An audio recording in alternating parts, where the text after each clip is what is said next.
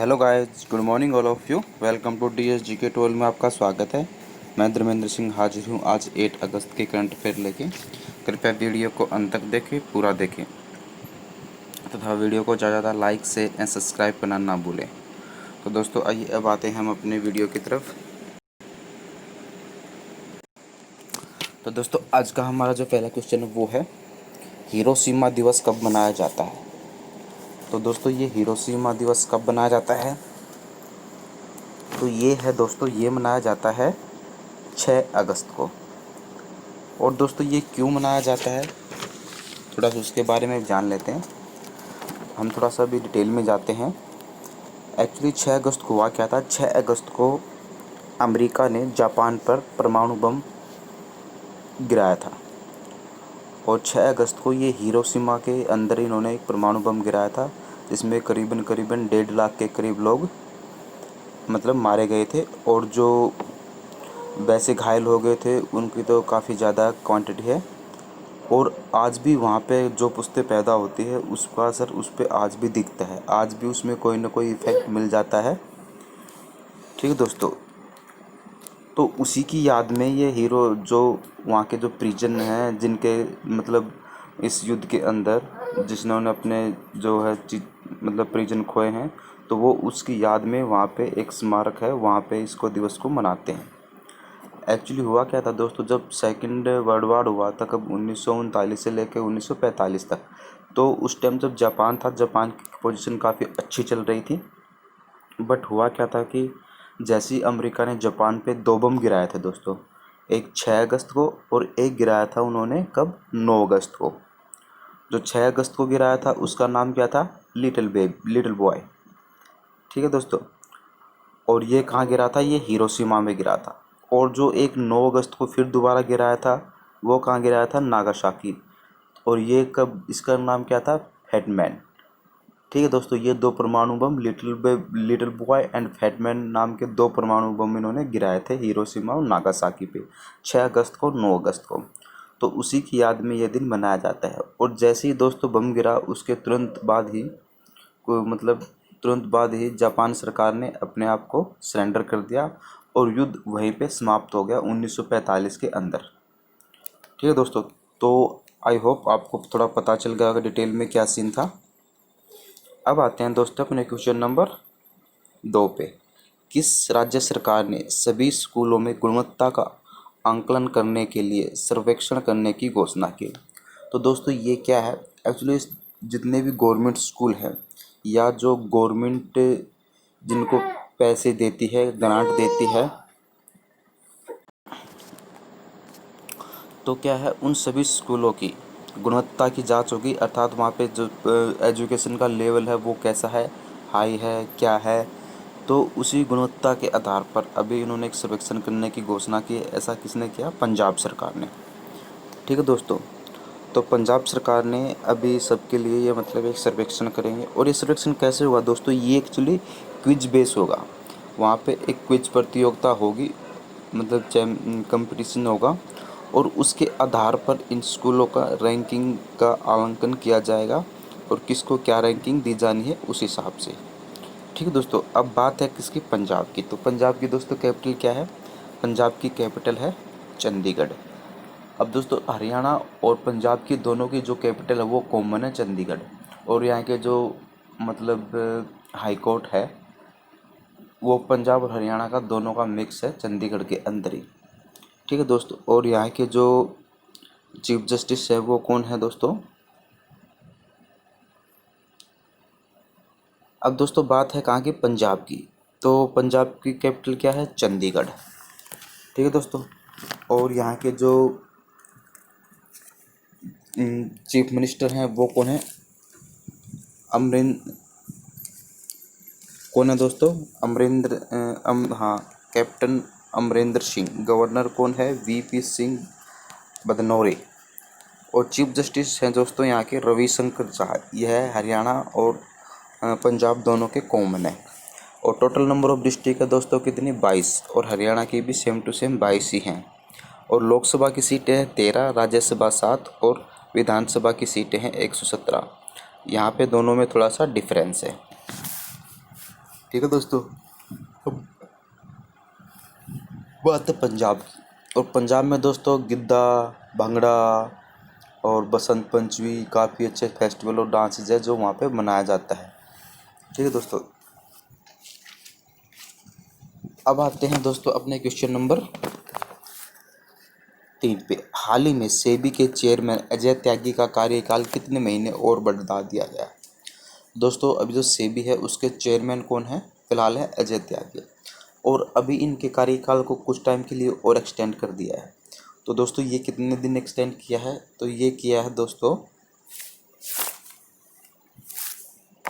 इसका जो right answer है दोस्तों वो क्या है अपना, अब दोस्तों ये महीने हैं, सॉरी दिन नहीं है दोस्तों, ये महीने हैं। कितने महीने के लिए?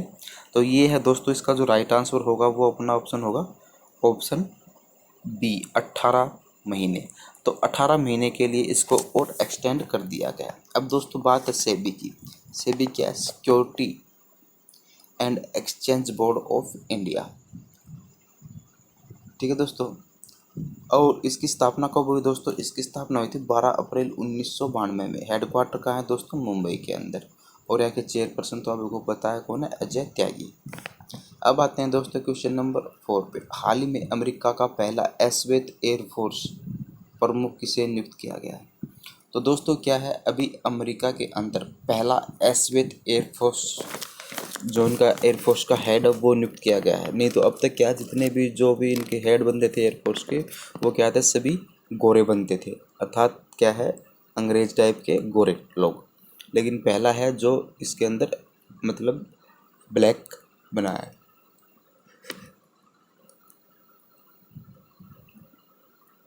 अब दोस्तों इसका जो राइट आंसर हो क्या है? Charles Q brown. तो चार्ल्स क्यू ब्राउन को अभी एयरफोर्स हेड बना दिया गया है। अब दोस्तों बात है अमेरिका की।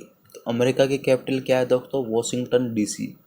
और यहाँ वो, अब दोस्तों, और यहाँ के जो प्रेसिडेंट वो कौन है? Donald Trump. और यहाँ की जो करेंसी है वो क्या है? American dollar. ठीक है दोस्तों, इतना इफेक्ट होगा। अगर हमें अब अमेरिका से, और दोस्तों वर्ल्ड की जो सुपर पावर है वो कौन है? अमेरिका के अंदर है। अमेरिका है वर्ल्ड की सुपर पावर। अब दोस्तों अगर हम इसको करंट से रिलेट रखें तो अभी जस्ट क्या किया था, जो अमेरिका है उसने WHO वर्ल्ड हेल्थ ऑर्गेनाइजेशन से क्या था, जो अपनी सदस्यता थी वो वापस ले ली थी, उससे एग्जिट हो गया था। और उसके पीछे होने का रीज़न क्या था दोस्तों? क्योंकि WHO ने चाइना के साथ मिलके जो कोरोना वायरस है उसकी डिटेल में काफ़ी देरी की थी, और कुछ मामलों के अंदर उन्होंने चाइना का पक्ष भी लिया था। तो उसी को देखते हुए अभी अमेरिका ने WHO से अपनी सदस्यता वापस ले ली है। और दोस्तों अगर देखा जाए तो WHO को जो सबसे ज़्यादा फंडिंग करता था वो कौन करता था? अमेरिका करता था। अब अमेरिका के बाद सबसे ज़्यादा फंडिंग कौन कर रहा है? चाइना। ठीक है दोस्तों। और अभी एक चीज़ से अगर और करंट से रिलेट रखें तो अभी क्या था, कुछ टाइम पहले ही एक ओपन स्काई ट्रीटी थी, उससे भी अमेरिका ने क्या था, एग्जिट कर लिया था। ओपन स्काई ट्रीटी क्या होती है दोस्तों?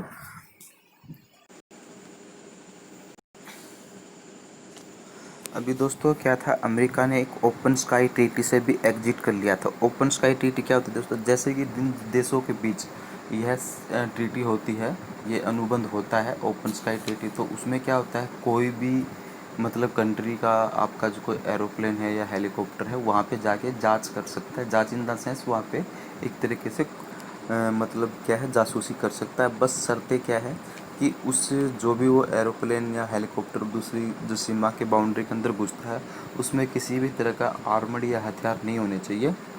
बाकी उसके लिए कोई वहाँ पे रोक टोक नहीं होगी। ठीक है दोस्तों, ये अभी सुने। और अभी दोस्तों आपको पता है चाइना और अमेरिका के अंदर काफ़ी मतलब ट्रेड वार तो चल ही रहा है, और अभी वर्ल्ड वार की भी स्थिति हो चुकी है, क्योंकि चाइना और मतलब अभी अमेरिका और अपना इंडिया दोनों एक साथ हर मोड़ पे मतलब खड़े हुए हैं। और दोस्तों अभी क्या है, अभी जो अमेरिका का स्टॉक एक्सचेंज है उसने चाइनीज़ की जितनी भी कंपनियां हैं स्टॉक एक्सचेंज की सबको डिलिस्टेड कर दिया है। ठीक है दोस्तों, ये एक न्यू मतलब वहाँ था।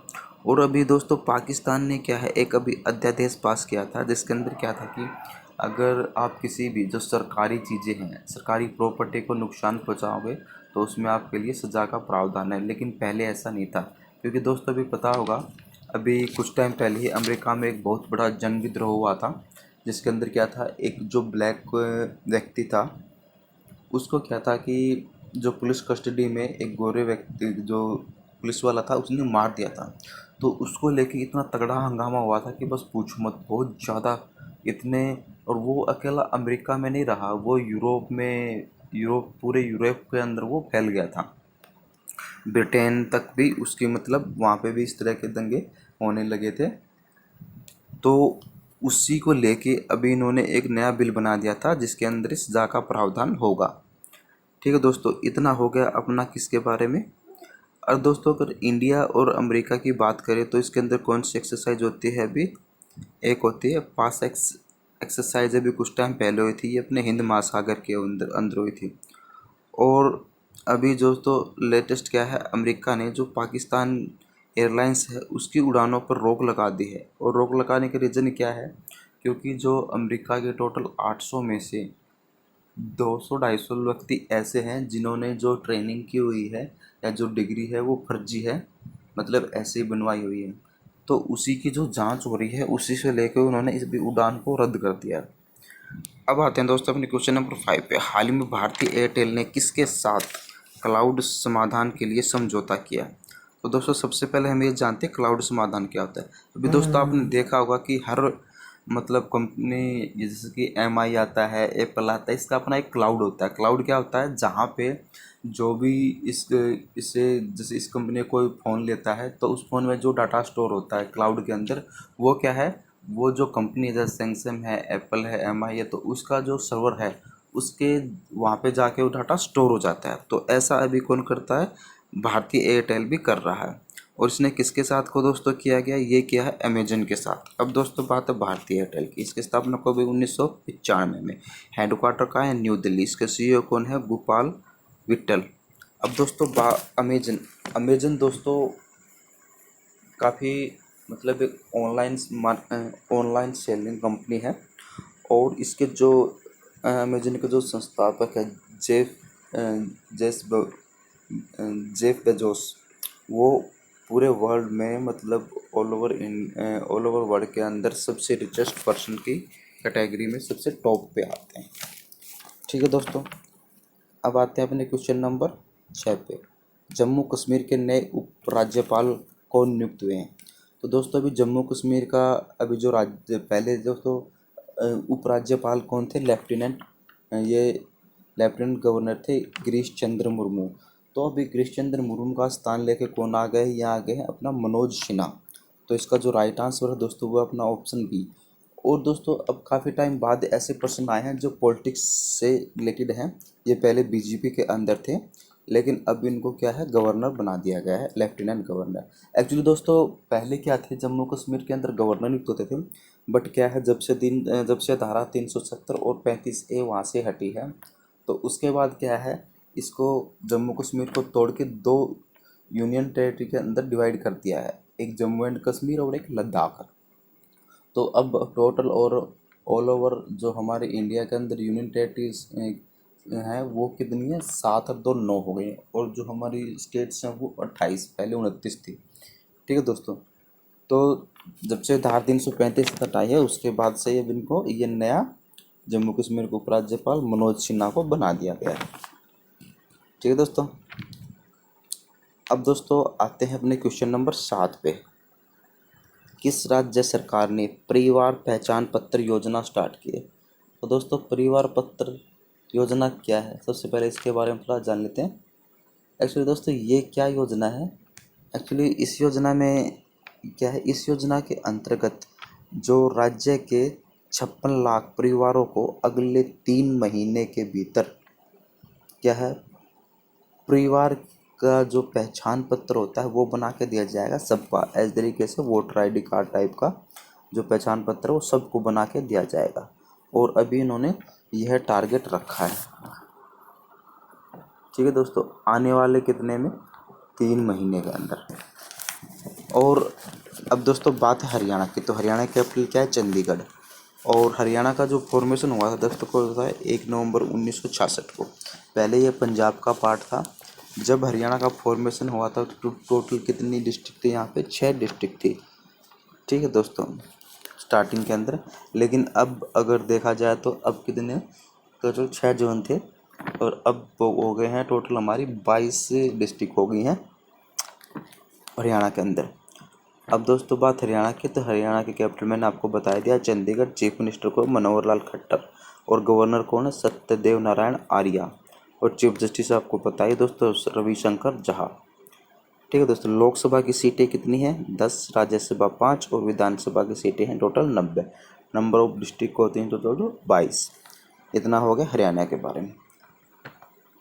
अगर दोस्तों मैं अब हरियाणा से थोड़ा सा रिलेटेड और करूँ तो अभी क्या है, कुछ टाइम पहले ही हरियाणा ने सरकार ने क्या किया था, जितनी भी प्राइवेट कंपनियां हैं जिसमें एम्प्लॉय की सैलरी 50,000 से नीचे है तो वहाँ पे क्या है 75% रिजर्वेशन दिया गया था लोकल लोगों को। अर्थात कंपनी के अंदर 75% हरियाणा के ही व्यक्ति होंगे जो वहाँ पे जॉब करेंगे, बाकी 25% वो कहीं से भी अपॉइंट कर सकते हैं। ठीक दोस्तों, अब आते हैं दोस्तों अपने क्वेश्चन नंबर 8 पे। हाल ही में किस देश ने अपने minuteman intercontinental ballistic missile का परीक्षण किया है? तो दोस्तों ऐसा भी किसने किया है? तो ये किया है दोस्तों ऑप्शन ए, अमेरिका ने। तो अमेरिका ने दोस्तों अभी इस मिसाइल का परीक्षण किया है। और ये कहाँ किया है दोस्तों? ये प्रशांत महासागर में एक परीक्षण उड़ान पर कैलिफोर्निया के एक मिनमेट 3 अंतर महाद्वीपीय बैलिस्टिक मिसाइल का परीक्षण किया। ठीक है दोस्तों, और क्या है, और इसका निर्माण दोस्तों किसने किया बैलिस्टिक मिसाइल की? ये बोइंग द्वारा इसका निर्माण किया गया था और 1962 में इसे एक हथियार के रूप में सेना के अंदर शामिल किया गया था। अब ये इसका अपडेट वर्जन है। अब आते हैं दोस्तों क्वेश्चन नंबर 9 पे। भारत की पहली ICMR स्वीकृत mobile pre PCR Covid lab mobile संक्रमण परीक्षण और रिपोर्टिंग के किसके द्वारा विकसित किया गया है? दोस्तों ये किसके द्वारा विकसित किया है? तो ये किया गया है दोस्तों, अपना राइट ऑप्शन है B, Indian Institute of Science. तो इंडियन इंस्टीट्यूट ऑफ साइंस के द्वारा यह अभी मतलब जो ये लैब है, वैन मतलब एक तरीके की वैन है, यह अभी लॉन्च की गई है। और दोस्तों इसका क्या है, इसकी मतलब इसमें विशेषता ये है कि सभी सुरक्षित विशेषताओं के साथ यह लैस है और बहुत एक अनोखी लैब है जो 4 घंटे के भीतर भीतर परिणाम आपको दे सकती है। और इसका जो एस्टिमेटेड है वो 1 महीने में 9,000 टेस्ट कर सकती है। ठीक है दोस्तों, अब आते हैं मेरे क्वेश्चन नंबर 10 पे। हाल ही में राम प्रधान का निधन हो गया है, वह किस राज्य के उपराज्यपाल के रूप में कार्य किया था? तो दोस्तों अभी जो राम प्रधान जी हैं इनका निधन हो गया है और ये कहाँ के उपराज्यपाल रह चुके हैं दोस्तों? तो इसका जो राइट आंसर है वो है अरुणाचल प्रदेश। तो ये अरुणाचल प्रदेश के पूर्व उपराज्यपाल रह चुके हैं। अब दोस्तों बात है अरुणाचल प्रदेश की, तो इसका फॉर्मेशन कब हुआ था? 21 जून 1972 के अंदर। टोटल नंबर ऑफ डिस्ट्रिक्ट कितनी है? 25। और चीफ मिनिस्टर कौन है? पेमा खांडू। और गवर्नर कौन है? BD मिश्रा। लोकसभा की सीट 1, राज्यसभा 1, विधानसभा 20। ठीक है दोस्तों, और अगर हम फेस्टिवल की बात करें तो जियोंग, क्योकुम, लोजर, डेरे, लोकू, सैंग रिवर फेस्टिवल, तो ये यहाँ के काफ़ी अच्छे अच्छे फेस्टिवल हैं। और पार्क की बात करें तो नमाडोगोपा, मुइलिंग, सीसा ऑर्चिड सेंचुरी, नेहरू वन उद्योग, ठीक है दोस्तों, पक्के वाइल्ड लाइफ सेंचुरी, तो ये यहाँ की फेमस लाइफ चीज़ें। तो दोस्तों आज का हमारा चैप्टर यहीं समाप्त होता है। आशा आपको वीडियो पसंद आए, कृपया वीडियो को ज़्यादा लाइक शेयर एंड सब्सक्राइब करना ना भूलें। Thanks for watching, have a good day.